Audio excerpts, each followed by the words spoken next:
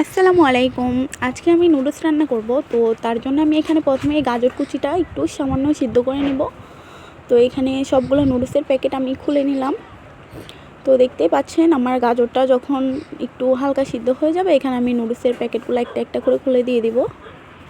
আসলে মূলত আজকে আমার বড় বাড়ির শ্বশুরবাড়ি থেকে লোকজন আসবে, তো তাই এই নুডলসটা রান্না। তো যাই হোক, আমি একে একে সবগুলো নুডলসের প্যাকেটই এখানে দিয়ে দিব।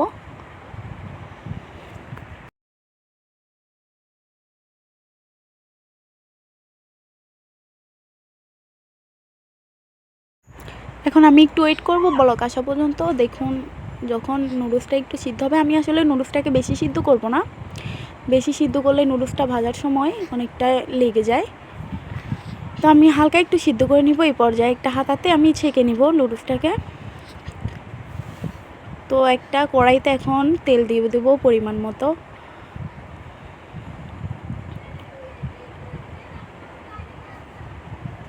তো তেল দেওয়ার পর এখানে আমি কাঁচামরিচ, টমেটো, পেঁয়াজ কেটে নিব। তো এখন আমি একে একে তেলে সবগুলোকে অ্যাড করে দিব। তো নুডলস আসলে অনেকে অনেক রকমভাবে রান্না করে, তো আমি জাস্ট এভাবেই রান্না করি।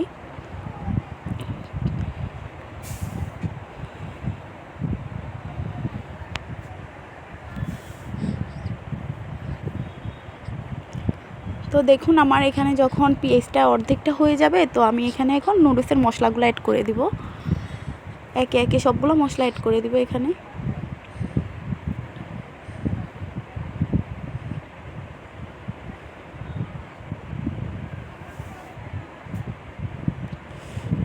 তো এখানে আমি দিয়ে দিব হচ্ছে টেস্টিং সল্ট।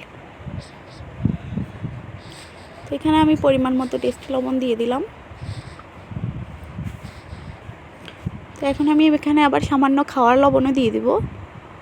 আর এই ফাঁকে দেখুন, আমার ছেলে সে আমি কাজ করতে করতে শেষ, অথচ সে শুয়ে শুয়ে দাঁত দা করতেছে।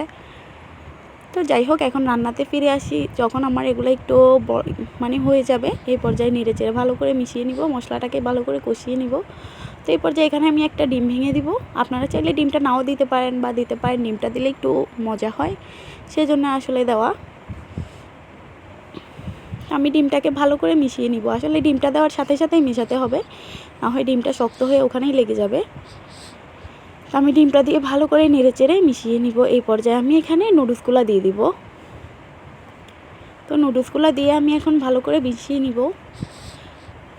নুডলসের সাথে যেই মশলাগুলো আছে ওগুলো ভালো করে মিশিয়ে নিব এখানে। তো এই হচ্ছে আমার নুডলসের ফাইনাল লুক।